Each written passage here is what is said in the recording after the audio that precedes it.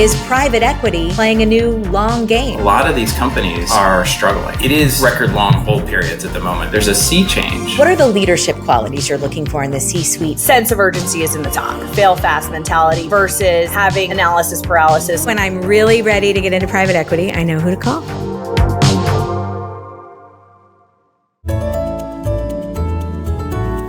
Dad, it's time for a bedtime story. Okay, son. This one looks interesting, but I'm not sure if you're old enough. Oh, come on, I can handle it. Okay. Once upon a time, in a land far, far away, there was an evil group of rulers who called themselves BAD Capital. Several times a year, they would go out and conquer a new village, not with an army, but with money. Lots and lots of it. They would use it to renovate the huts and then throw out the village leaders so they could resell the village for even more money. Oh gosh, that sounds terrible. I'm gonna have nightmares. What if they come for our village? What on earth are you reading, Tim? Is that your book on private equity? Just the Legend of BAD Capital. It's a classic. No. That's an old 1980s version. Here's the latest one. Son, these firms actually use their wealth to train and develop all the villages they encounter. The villages sometimes aren't sold for years, and everyone gains in the end. Oh, that's different. I want to read that story. Can we please?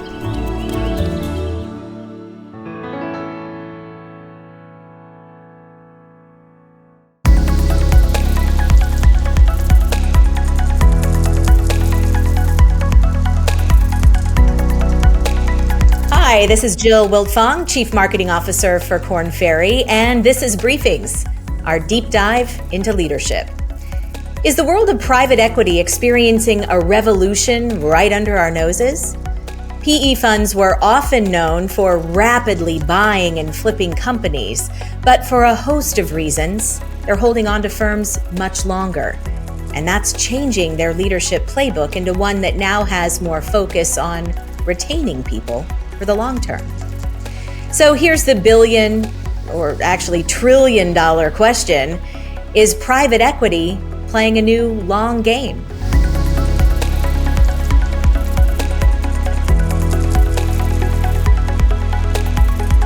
Here today to speak with me on this topic is Chad Assman, Korn Ferry's co-head of Global Investment Management. Hi, Chad. Thanks for joining me. Thank you, Jill. It's great to be here. Chad, before we dive into the nitty-gritty of all of this, can you give our non-private equity audience a super brief overview on kind of what it is that private equity funds do and kind of how they operated before this recent change?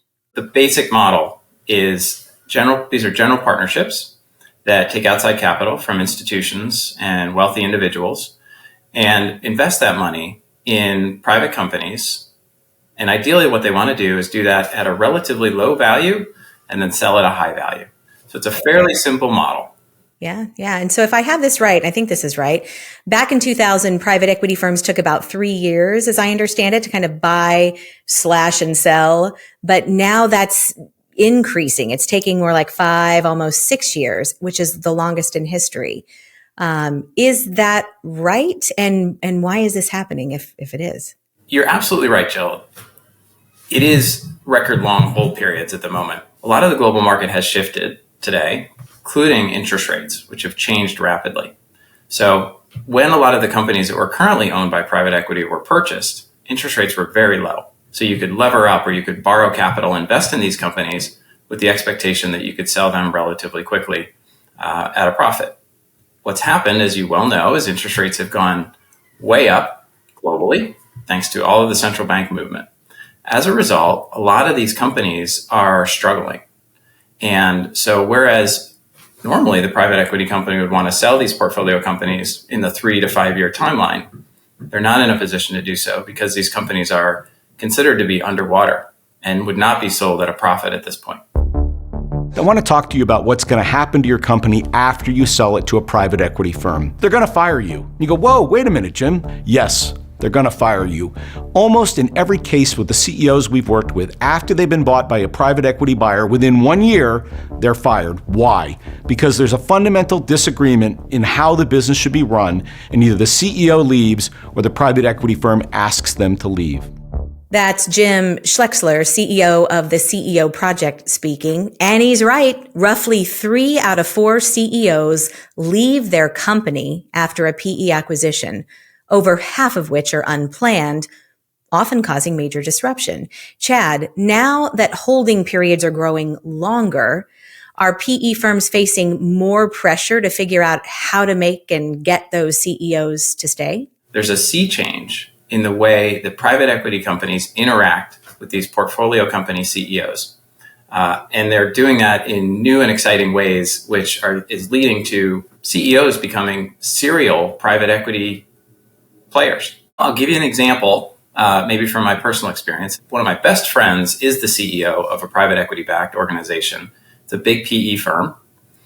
This individual is a high potential, and he's been given an executive coach.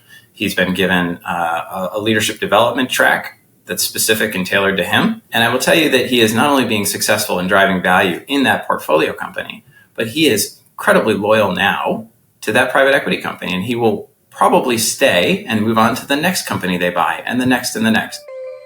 Do employees want equity? Is this something that they still believe can help them expand wealth in the private markets as firms like KKR sell their firms? I think we need to change the mindset so that workers get the same access to wealth creation opportunities that senior executives do. That's co-head of global private equity at KKR, Pete Stavros, talking about how their private equity firm offers stock to its workers.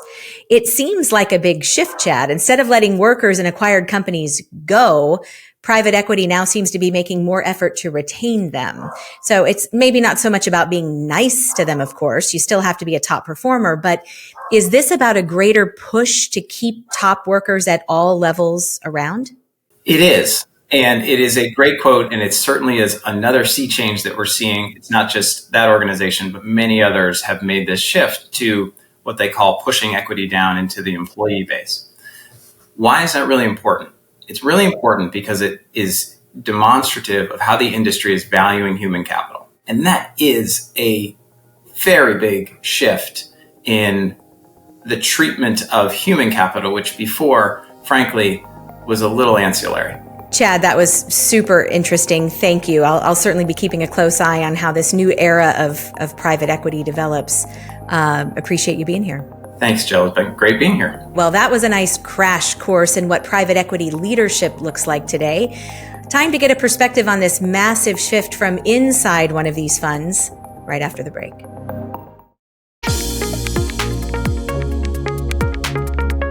Hi, and welcome to The Break. I'm Rupak Bhattacharya, and here's a quick look at what else is happening in business from Korn Ferry's This Week in Leadership.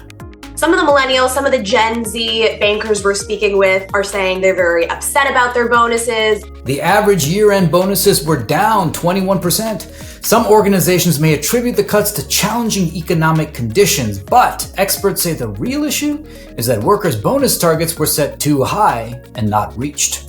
The evolving role of the CHRO. A new study says CHRO turnover fell to 11% last year, down dramatically from a record high of 28% in 2020.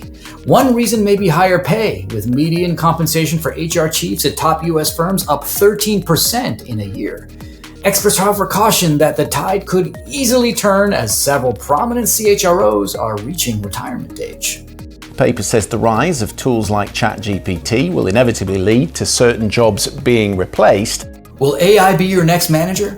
The latest artificial intelligence technology is either, quote, good or excellent at 70% of skills mentioned in management job postings, according to a recent study.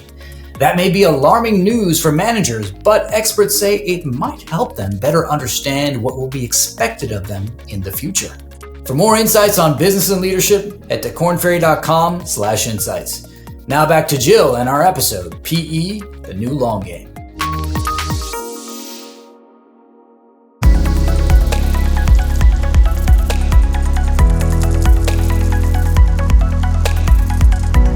We're back, and we're talking about how private equity firms are adapting to longer holding periods than ever before. I'm now joined by Crosby Baker, the head of portfolio talent at HIG Capital, a fund with $59 billion of equity capital under management. Hi, Crosby. Thanks for joining me. Hi, thanks so much for having me. When acquiring a new portfolio company, what are the leadership qualities you're looking for in the C-suite today versus, say, 5 years ago?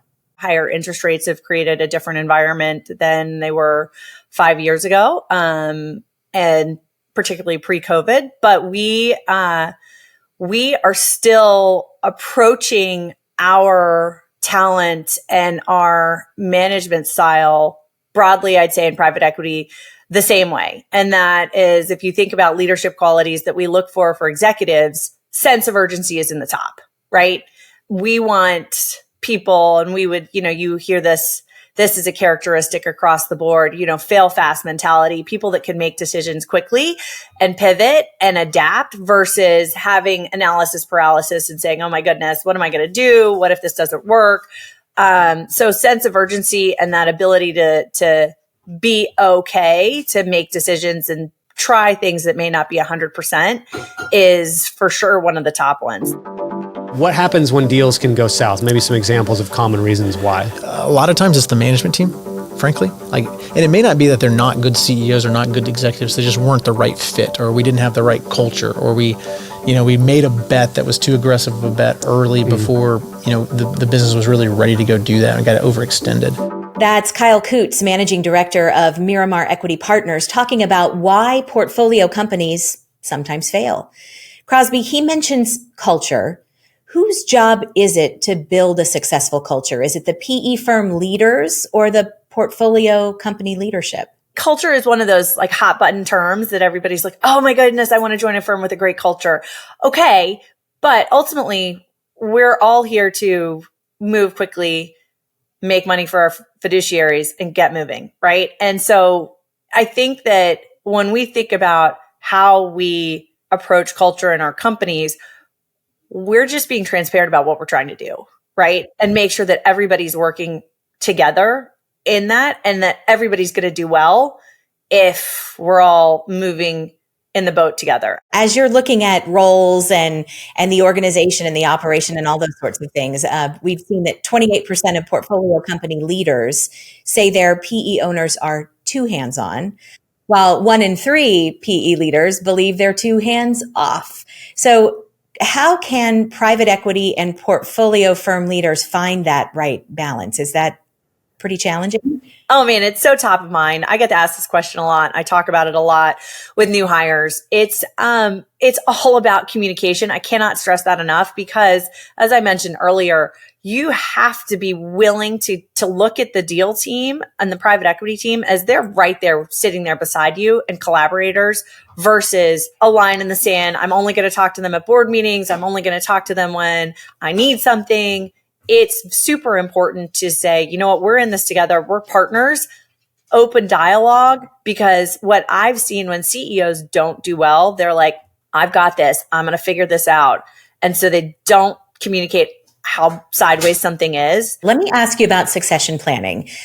Speaking of moving and going faster, it feels like that was probably an afterthought a little bit more in the old days of really quick exits. But with these longer holding periods, are you seeing a new approach to succession? It's not so much the time period. It's that the talent is not there. So we're having to grow our own talent. So when you think about having a CEO successor or CFO successor, all of the places where you used to get that talent, it's gone, right? The GMs of the world, the GEs who are training great general managers who could then step into these kinds of roles and take over for people, that's gone. So what private equity is doing is training these people ourselves. Like, we're being a lot more thoughtful about, okay, who's going to take over, who's going to, if and when we sell the business. And we work with a lot of founders who are like, you know what, I've done this. It's your turn. Who are we bringing in behind them and then behind them, right? It was really great to get your insider knowledge today, Crosby. Thank you so much for coming in. Thank you. The executive producer of Briefings is Jonathan Dahl. Today's episode was produced by Rupak Bhattacharya, Nadira Putri, and Teresa Allen, and it was edited by Jaron Henry McRae. It contains reporting by Russell Perlman, Ariane Cohen, and Peter Loria. Our video segment contains original artwork by Fraser Milton, Haley Kennel, Jonathan Pink, and Sasha Kotschik. Don't forget to read our magazine, available at newsstands and at kornferry.com/briefings. That's it for Korn Ferry Briefings. I'm Jill Wiltfong. See you next time. We were joking earlier, we're like, could you maybe just give us 1 billion of the 59? Like, would you even notice it was missing? I know, me too, right? Me too, guys. Me too, sister.